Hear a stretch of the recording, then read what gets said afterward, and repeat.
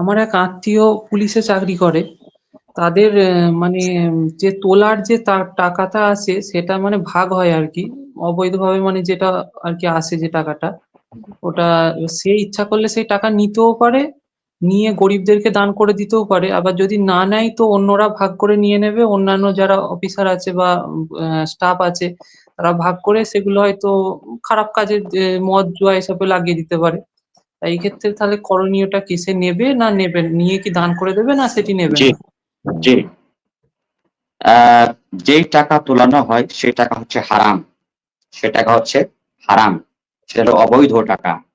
কারণ যে আমাদের দেশের নিয়ম অনুযায়ী, কনস্টিটিউশন অনুযায়ী, ভারতের নিয়ম অনুযায়ী পুলিশদের কোনো অধিকার নেই যে তারা জনগণের কাছ থেকে পয়সা উঠাবে। সুতরাং এই টাকা প্রকাশ্য হারাম।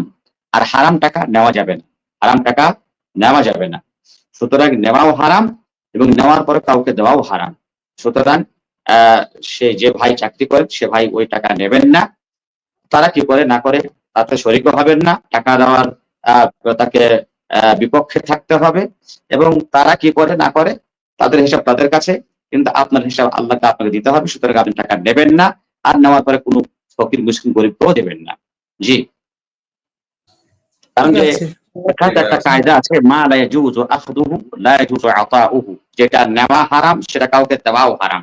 সুতরাং আপনার নেওয়াও জায়েজ হবে না যেটা, কারণ যে সেটা তো আপনার টাকা না, কিভাবে আপনি নেবেন? হারাম টাকা কিভাবে নেবেন? সুতরাং হারাম টাকা দিয়ে হারাম টাকা সাদকা করাও জায়েজ নয়।